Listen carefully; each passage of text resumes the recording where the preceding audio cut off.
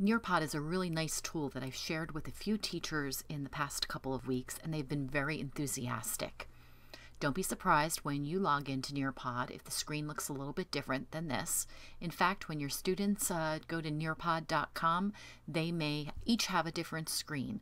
So it's dynamic, it changes. Don't worry about that. The important thing to remember is in the top right corner, there is always this join session, a little area where you type in a code as a student. We'll come back to that later, but that's one thing that you'll always be able to find. Before we get deep into the weeds, let me give you an idea of what NearPod is all about. I've basically taken a PowerPoint presentation and pulled all the slides into this online tool. Then when I click Live Session, my students are given a code. So I show that on the board, I write it on the board. They go to Join Session, which I mentioned before, and they type that code in. So now I'm going to give you an idea of how that works by showing you the teacher's screen on the right and the student's screen on the left. So here's my presentation, and I'm going to go to Live Session, and it's going to give me the code. Now, hang tight. I'm just going to move this over to the right-hand side of the screen and open a different browser that already has NearPod open it. So the one on the right is the teacher, the one on the left is the student. So I'm going to go up here to Join Session, and I'm going to type in that code. So that's DQFST, all caps, because that's what it's sharing with me, and hit go. So that's the student on the left-hand side. And I'm going to close this, and it's asking me to join the session. So I'm going to type in my name. Whatever the students type, that's what you're going to see. And you'll see on the right-hand side, the teacher knows that the student has already joined their class. Okay, student clicks send, and you'll see on the right-hand side, it gives me, the teacher, the name of the student. The left-hand side just says thank you and sits there and waits until the teacher says to move on. So remember, the teacher's on the right-hand side. We're going to move to the next slide. And now the student sees the slide and the teacher just says, okay, this is what you said you wanted your students to do. So I'm going to go over here, and the student is going to draw. So they can use their little markers, and they're going to draw something on their screen. And when they hit send down at the bottom, watch what happens on the teacher's side. And now the teacher sees Virginia's work. On the left-hand side, Virginia's just waiting for the teacher to move on. The teacher may have 20 more students that she's waiting on. So now I'll click, teacher clicks, watch what happens on the left for student. Now, all of my students are seeing the same slide. Let me click again as teacher. Now the students are going to get a question. They have to type their answer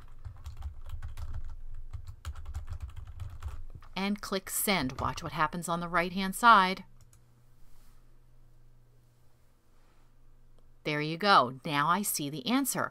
Now suppose I have 20 students and I find an answer that's particularly interesting and I want to share it so that everybody sees how one of the students responded.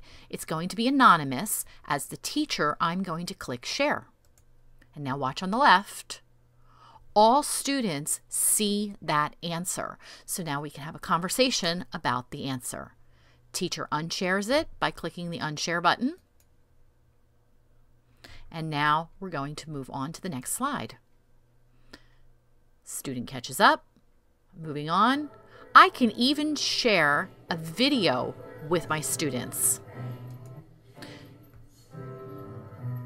Now I'm moving on back into slide mode. And we're having our conversation. Up, we're going to have some interactivity again. All right, kids answer the questions, submit their answer. And then my chart is going to give me each student's answer, and I'm going to get a pie chart that shows me where they are. Now we only have one student in our class, so the pie chart's not very interesting. However, I can share the results with my class, and I can show them what percentage of the students, I thought I hit share, what percentage of the students picked each answer, and then they can see what their answer is at the bottom of the screen as well. So then we can have more conversation about why did so many people pick A, B, C, and talk about that as a form of formative assessment. I'm going to unshare that. My students get their thank you screen back again, and now I'm going to continue along. My students catching up to me right away. And by the way, if one of my students was a little slow on the uptake and did not join the presentation when everybody else did, when they log in, they're going to get the presentation right where it is at that moment in time. Okay, so we have another drawing opportunity. If I wanted to see what the instructions were again, I could click on that little green button and it will bring the instructions back for me. But if I want to have room, I can now draw my probably a rubber band. If they have a touch screen, this works really well. I'm going to click along. Look at that. My student did not submit their response and it moved on. Hey, Mrs. Glatzer, come back. I didn't get to submit my response. Let me bring that back again and you can go ahead and draw your response. Go ahead, Virginia. All right, I got it. Let me submit my answer now. Whew, okay. I'm caught up, and notice that there's a little faint leftover for the student to see what they drew. And now I'm going to continue right along. My students stick with me.